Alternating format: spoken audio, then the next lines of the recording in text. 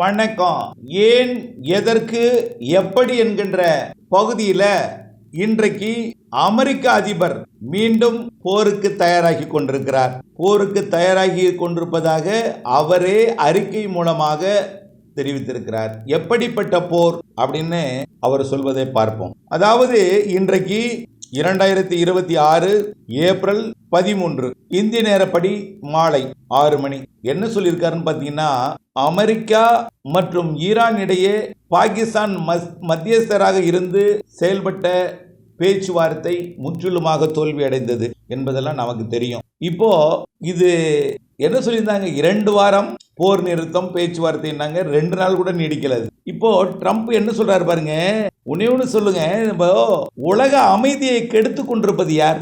உலக அமைதியை கெடுத்தது யார்? கெடுத்து கொண்டிருப்பது யார்? மேலும் கெடுக்க நினைப்பது யார்? தயவு செய்து நீங்கள் அமெரிக்க வாழ் மக்கள் உணர வேண்டும். நிம்மதியாக உலகம் செயல்பட்டு கொண்டிருக்கிற நிலையில பல்வேறு காரணங்களை காட்டி வெனிசுலா அதிபரை கடத்தியது, அடுத்ததாக கிரீன்லாந்தை கைப்பற்ற முயற்சி செய்தது, அதற்கு நேட்டோ நாடுகள் ஒத்துழைப்பு தராமல் இருந்தது, தற்பொழுது இறுதியா திடீர் தாக்குதல் ஈரான் மீது தொடங்கி நான் நிறுத்த மாட்டேன் என்று வீண் பிடிவாதம் பிடித்துக்கொண்டு உலக நாட்டாமை என்று தனக்குத்தானே பெயர் சூட்டிக்கொண்டு உலக அமைதிக்கு குந்தகம் விளைவித்துக் கொண்டிருக்கக்கூடிய அமெரிக்க அதிபர் ட்ரம்ப் நீங்க என்ன சொல்லியிருக்காருன்னா, அமெரிக்க மக்கள் தயவுசெய்து சிந்திக்கணும். நல்ல ஒரு குடியரசுத் தலைவரை நீங்கள் தேர்ந்தெடுத்திருக்க வேண்டும். குழந்தைத்தனமாக, சிறுபிள்ளைத்தனமாக, கோமாளித்தனமாக, உலக அமைதி விரும்பி, உலக பொருளாதாரம், உலகம் சிறக்க, மனிதகுலம் சிறக்க பிரார்த்தனை செய்து கொண்டிருக்கிற நேரத்தில் இடையே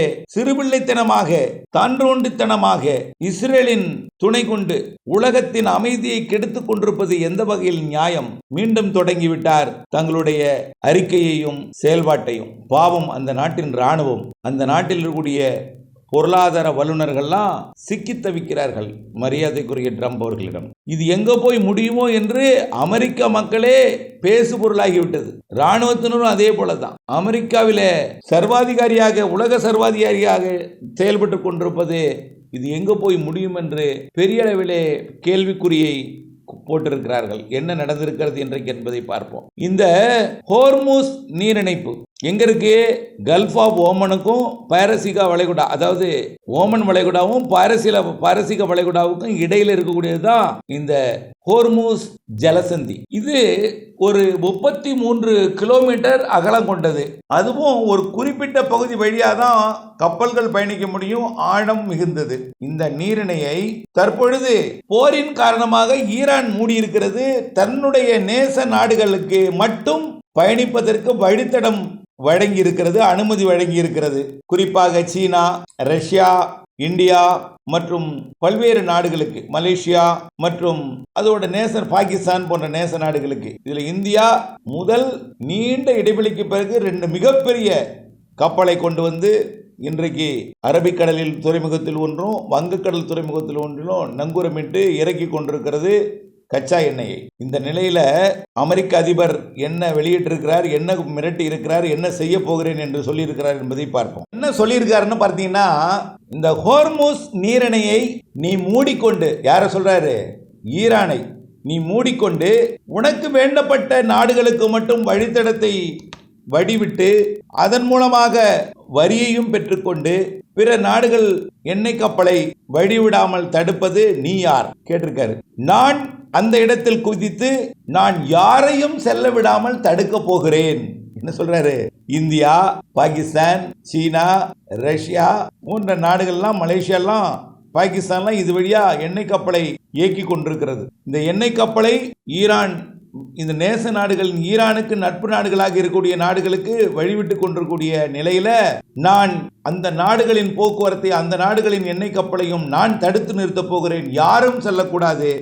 நான் அதை பிடிக்க போகிறேன். நான் அந்த ஹோர்முஸ் நீரிணைப்பை நான் ஆக்கிரமிக்க போகிறேன், தன்வசப்படுத்த போகிறேன். அதற்கு நான் தயாராகி கொண்டிருக்கிறேன், பார்க்கலாம் என்று சொல்லியிருக்கிறார். சரி, கற்பனை செய்து கொள்வோம். இப்படி அப்புறம் மேல என்ன சொல்லியிருக்காரு பாருங்க. அப்படி நீ அதை தடுப்பதற்கு வந்தால், யாரு? ஈரான் வந்தால் நீ நரகத்தை சந்திக்க வேண்டி வரும் அப்படின்னு அர்த்தம். எல்லாம் கடும் அவதிக்கு உள்ளாவாய், நாட்டையே சுடுகாட்டாக்குவேன் என்று மிரட்டி இருக்கிறார். யாரு?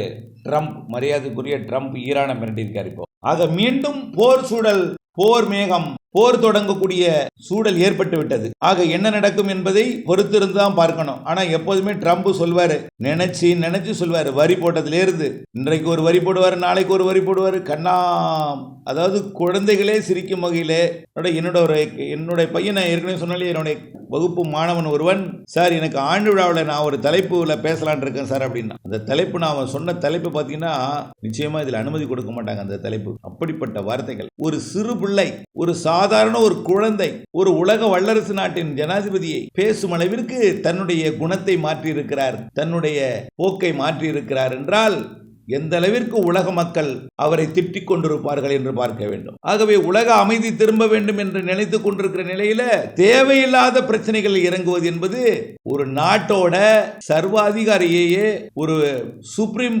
பவர் லீடரையே கொன்னுட்டு, அதுவே ஒரு பெரிய குற்றம், ஒரு நாட்டுக்கு பெருங்குற்றம்.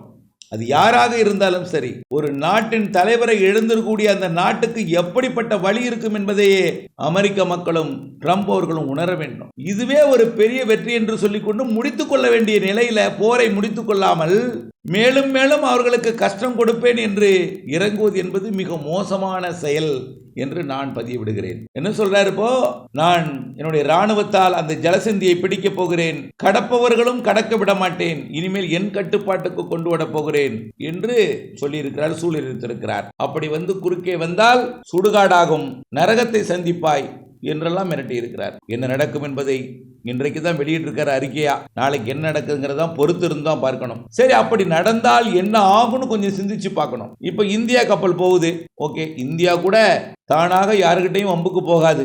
இந்தியாவோட இந்தியாவிற்கும் மனிதாபிமானம் ஒன்று உண்டு. உயிர்களிடத்து அன்பு இருக்கும் இந்தியாவுக்கு எப்போதுமே. வழி உணர்ந்தவர்கள், எந்த உயிருக்கும் தீங்கு விளைவிக்காதவர் இந்தியர்கள். சரி, சீனா சும்மா விடுவாங்களா? ரஷ்யா சும்மா விடுவாங்களா? மலேசியா வேணா சொன்னா நிறுத்தி கொள்ளலாம் கப்பலை. பாகிஸ்தான், ஆக யோசித்து பார்க்கணும். பாகிஸ்தானுக்கு கூட அமெரிக்கா ஒரு வழிவிடலாம், ஆனால் இந்தியாவிற்கு நிச்சயமா வழிவிட மாட்டாங்க.